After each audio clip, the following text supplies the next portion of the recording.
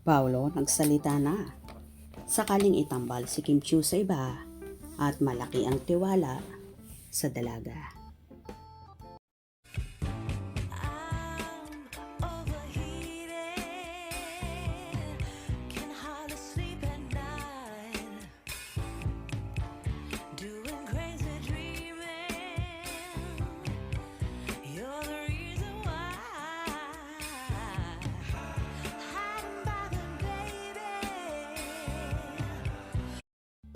Nagsalita na nga ang kapamilya actor na si Paolo Abilino regarding sa mga kumakalat na chismis na umano'y maraming mga artista, mapalokal at international ang gustong makatrabaho si Kim Chiu.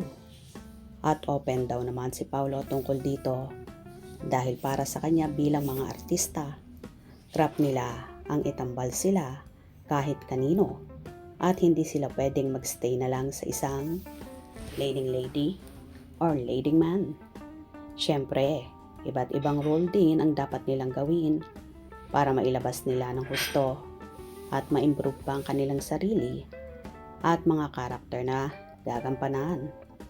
Wala namang magiging problema kay Paolo sakaling gustuhin ni Kimi na makatrabaho ang iba pang boys.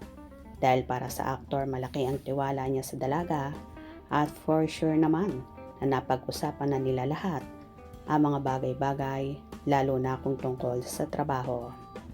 Alam naman natin na both side professional sina Kim at Paolo at ang gusto lang naman nila ay irespeto ang desisyon nila, lalong higit ang privacy sa kanilang buhay pag-ibig.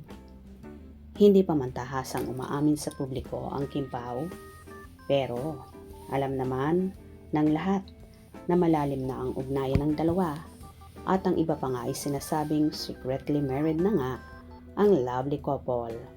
Kaya ang ibang fan ay panatag at hindi nag-aalala sa kanilang setup. Bukod sa malaki ang tiwala at respeto nila sa isa't isa, lalo na sa larangan ng trabaho nila.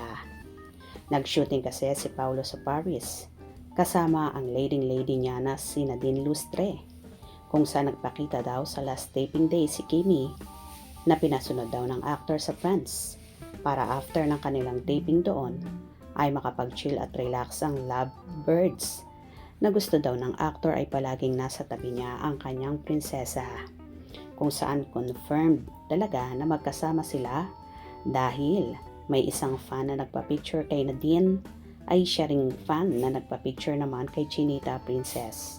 Kaya hindi maikakaila na talagang andon ang dalaga.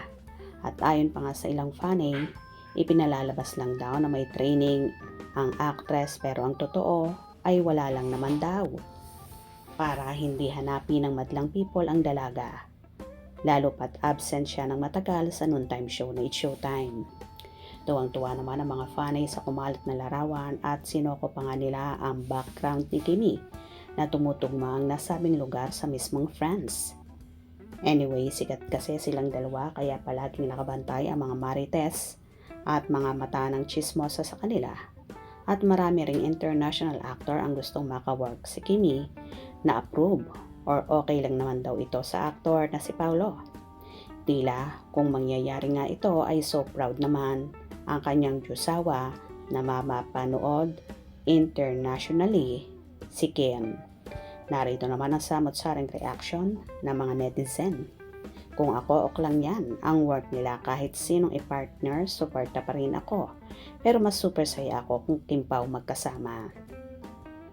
Ganyan dapat, yung mindset. Broad-minded like Paolo Abilino. Trust, respect, love.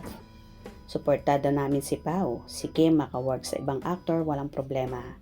At aminado nga si Pao, it's a good opportunity with him to work with Nadine. At sabi pa niya malaki raw ang naitutulong sa pagkakaroon niya ng bagong katambal. Ok naman siya na makawork si Kim sa ibang actor. Yan palang sinabi. Wala siyang amor kay Kim. Oo nga, wala nga. Talaga kainis ka, Pao. Anong walang amor? Kayo lang ang ganon ang mindset. What he said, it's not bad to be paired with other actors. Pero yan, kahit sinong i-partner sa kanila, go lang, but I think May mababago lang sa akin. Bihira na sigurong nood sa kanila but still Kimpaw pa rin. Sila lang talaga ang gusto ko. For me, ok lang na i-partner na din si Kimi sa iba. Kasi ginawa na nga ni Pao, diba? Basta kahit sino pang katandem ni Miss Kim, support pa rin ako.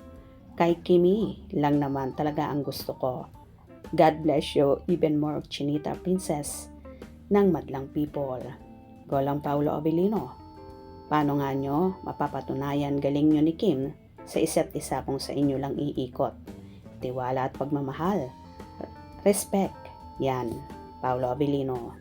May tiwala sa isa't isa. Problema ba yon? Mag-asawa na sila. Kahit kanino sila i-partner, no problem yan. Basta yung trust nila sa isa't isa. Huwag kalimutan, love. Kimpaw, okay lang ipares sila sa iba. Basta ang ending, sila pa rin. O, diba? Marami namang funny ang nakakaintindi na trabaho lang talaga ang gusto ng Kimpaw kung sakali mang magkakaroon sila ng iba't ibang kapartner or katandem. Kaya dapat tayo mga funny, ganun din ang maging mindset natin. Hope you enjoyed. Please subscribe for more info.